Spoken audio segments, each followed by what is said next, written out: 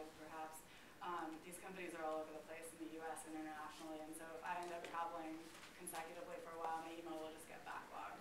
And sometimes it's not that we're not meaning to get back to you or I don't want to get back to you, it's just that now there's so many other emails stacked on top of it.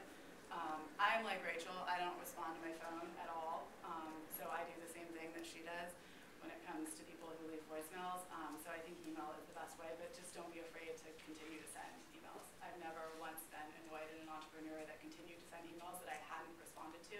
I do get annoyed if I've said this isn't a fit, and people keep coming back. But yeah.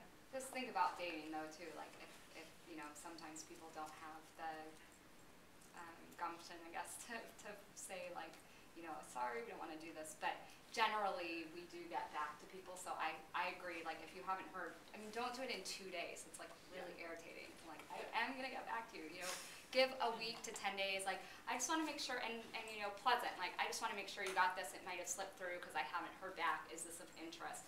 Really short, but you know, if you do, and if you do get a no, actually, very few people do this, and I always take calls, because remember, entrepreneurs are our lifeline, right? Like, we rely on you guys to do what we do. So if people write me and say, I'd like to hear, you know, reasoning, I will almost always say yes. I think maybe 1 in 100 no's ask.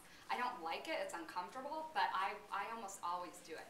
So, you know, I'll probably do, like, I always ask, can I do a 10-minute phone call? I don't want to write it down usually, but I almost always do it.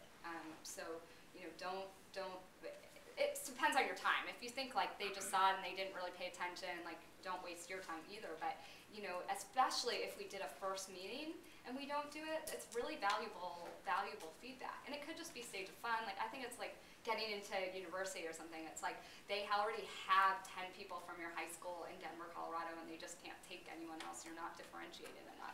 But, you know, think about following up sometimes, because I don't know if you guys get feedback.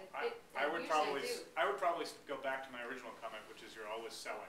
So if you're selling a customer, how would you treat them, right? You don't want to annoy them, but you'd love to sort of gently remind them. So just think of it in that process, and I think that's a good metaphor. Dating, similar, but at least, you know, the selling piece, you can just that's the way you'd follow up with a customer that you reached out to and you had an interaction with. You'd wait a little bit. I mean, I would say don't be afraid of rejection. If you want to extend this dating analogy, I think it's critical. You're not gonna hit a home run if you don't swing, right? So get out there and swing as much as possible. Always follow up. Take the feedback. You know, I would. You hate, as Rachel said, you hate being completely candid in an email, but as you're seeing from us today, I mean, I want to tell you why I haven't made an investment. And if it's just a executive summary, I might not have as much for you. I'll give you what I have. But if you've had a meeting, you know, there are, you know, another workshop. If you guys are going through the advisor program, you know, there are things that can help you after you get that first meeting, you know, to get you through, you know, odds-on chances to, you know, continue to go through the funnel of what a VC diligence cycle looks like. But I mean, really not being afraid. Just to put it in perspective, current